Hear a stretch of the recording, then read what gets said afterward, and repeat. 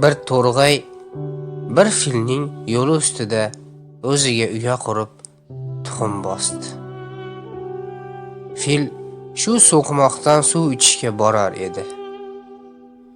Fil suv ichishga ketayotganida uyani toptab tuxumni ezib o'tib ketdi.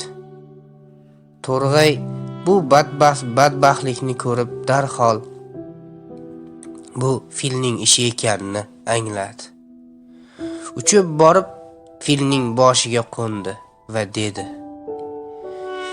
"Shohim,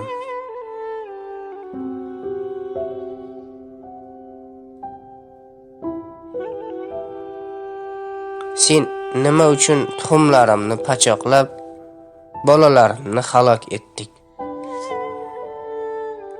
O'zingga nisbatan meni zaif, kuchsiz va notavon deb sanaganing uchun shunday qildingmi?"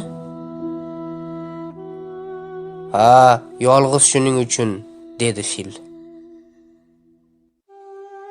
To'rg'ay buni eshitgach uchib qushlar yoniga bordi va boshiga tushgan falokatni aytib berdi. Qushlar: "Biz filni nima ham qila olardik? Biz kuchsiz parrandalarmiz", dedilar. To'rg'ay ularga dedi: "Iltimos qilaman, siz men bilan borib filning ko'zini cho'qib ko'r qiling."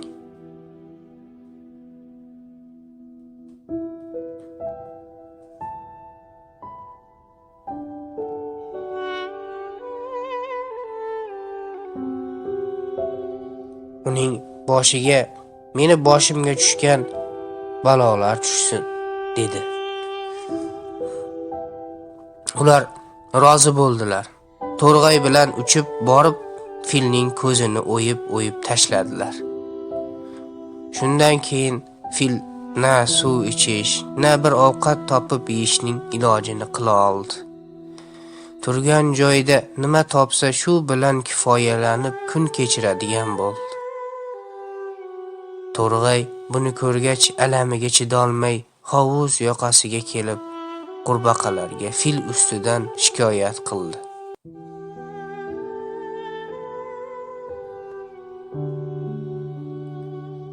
Ular: "Biz kuchli filga qarshi nima ham qila olardik", dedilar.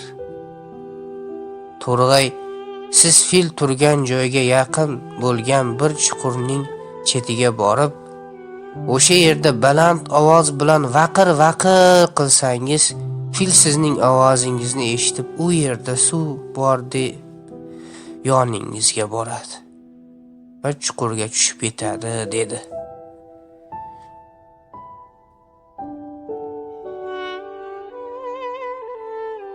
Qurbaqalar bunga rozi bo'ldilar. Chuqur chetiga borib vaqillay boshladilar. Suvsizlikdan qiynalgan fil qurbaqalarning ovozini eshitib ular tomon yo'l oldi va chuqurga yiqilib halok bo'ldi. To'rg'ay esa uchib borib uning boshiga qo'ndi va qanot qoqib dedi: "Ey o'z kuchiga ishonib menga haqorat ko'zi bilan boqqan zulmkor, jussam kichkina bo'lsa-da zo'r aql egasiman. Sening bo'yning darroz bo'lsa-da aqling qisqa ekan. Xo'sh, endi nima deysan?" deya uchib ketdi.